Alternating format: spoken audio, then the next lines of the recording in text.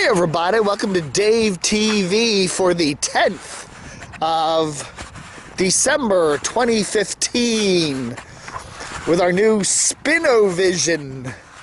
We thought we'd, this would make a really cool upgrade. Who does it? People shoot in high def and they shoot with funky action cams and who does Spinovision? Okay, well, anyway, as I've nauseated you all, how you doing? It's a beautiful December. We're almost mid-December. And look at me. I'm walking with just a t-shirt on. Take that, Capital Weather Gang. I love it. I love it. Anyway, it's pushing 60-something degrees out here today. And it's going to get even warmer as we get into the weekend. So pool weather, shorts. I may even get out the cutoff camos. Maybe get out the cutoff camos later.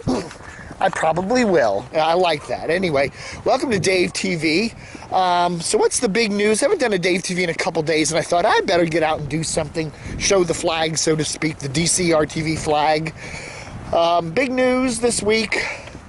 Lost a lot of radio folks in the last year. A lot of really cool radio folks. We lost Ed Walker not too long ago. Now Max Cacas. Max wasn't probably as well known as Ed was, but if you listen to DC News Radio over the years, you had to have heard a lot of Max. Let's see if this guy's gonna stop. Yeah, okay, very good.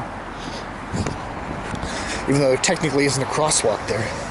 You never know. So anyway, Max was, I remember when we first moved to the Washington area in the 70s, WAVA 105.1, 780 AM. It was an all-news station.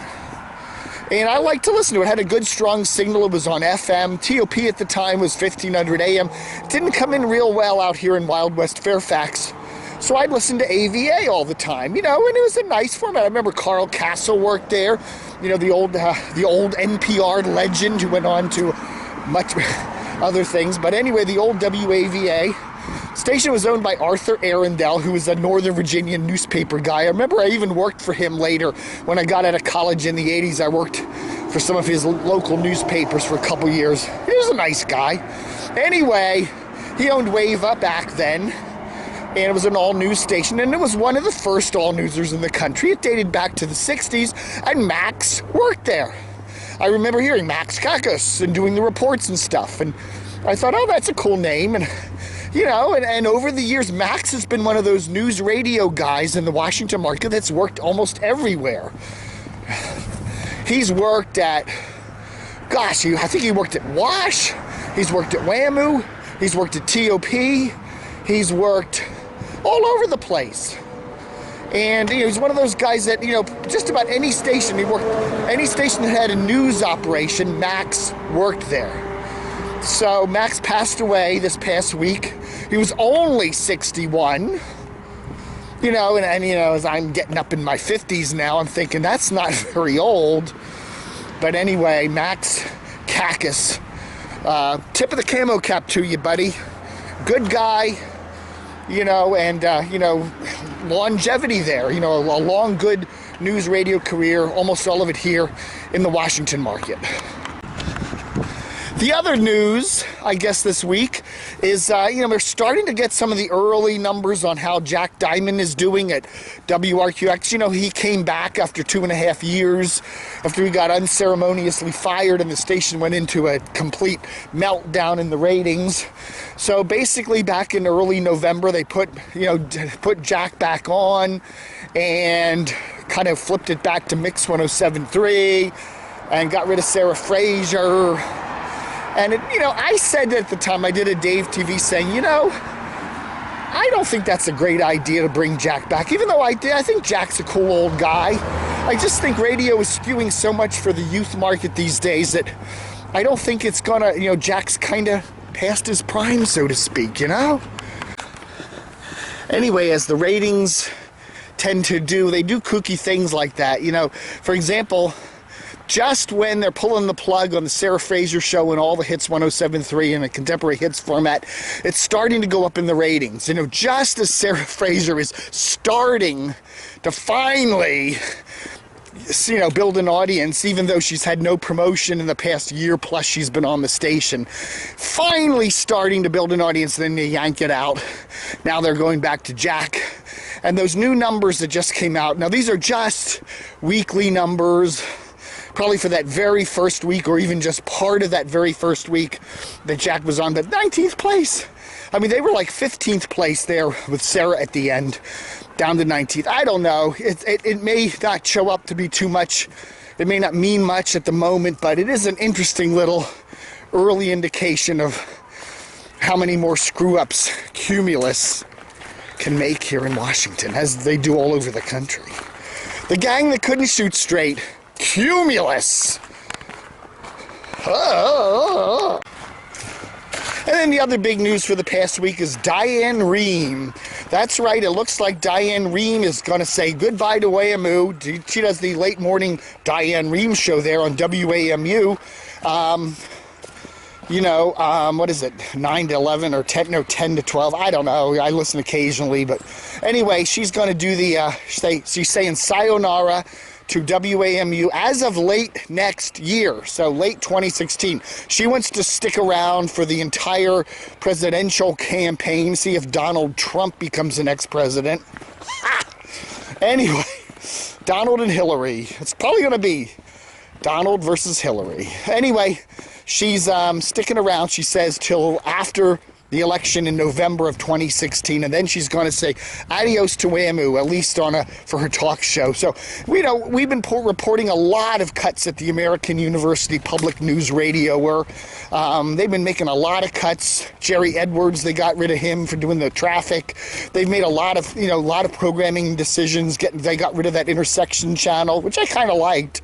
Why they can't use that HD2 for something else. I mean, other bluegrass country, they have an HD3, but I'm not going to get into that. Anyway, and then the other news that we reported exclusively on DCR TV this week, Kojo Nnamdi's 2-hour show from 12 to 2 is going to be cut back to 1 hour starting at the end of January. So, you know, they're getting more. You can see where they're going. They're going more and more into just plugging into the NPR satellite or the PRI satellite or something like that.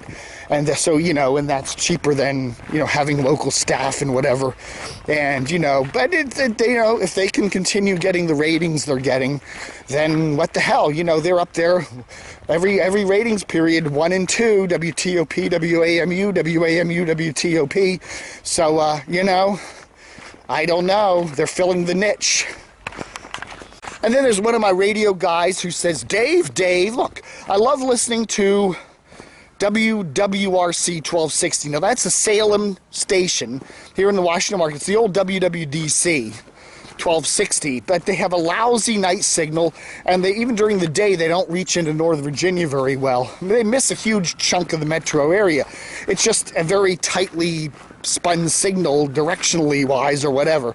But he likes listening to folks, you know, on the station like Sean Hannity and stuff like that, but you can't hear them well in Northern Virginia, and you can't hear them at all in Northern Virginia at night. So he's saying, you know, there's a bunch of these funky little translator stations at 102, FM translators at 102.9, 106.3 that cover Northern Virginia. Why doesn't Salem make some kind of a deal like for 102.9? 102.9 is basically, you know, a nice little translator there in central Fairfax County, and it would give a station like WWRC The Answer, it would give them some sort of coverage, at least some coverage in you know, Northern Virginia at night and during the day. You know, and there's a number of other stations that could use these translator signals.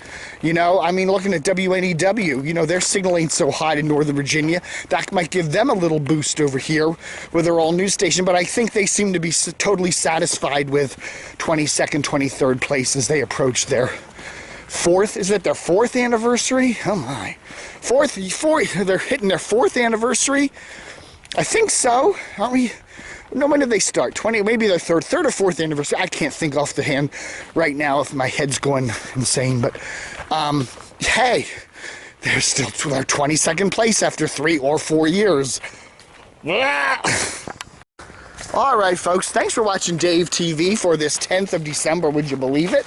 10th of December 2015. There, I got the boots on and still got the long pants on, although who knows. Don't forget to help support the site, okay? I realize that, you know, December is a tough month for a lot of folks. They're spending a lot of money on gifts and holiday festivities, but when you think about what you're thankful for this holiday season, think of DCR TV and send us a few bucks. You know, PayPal it. You know, if you got PayPal, hey, just send a couple of bucks to the our DCRTV at hotmail.com address or DCRTV at DCRTV.com address, or in the mail. The address is all over the site, so check it out. And thank you all for watching. Book 'em, Dano!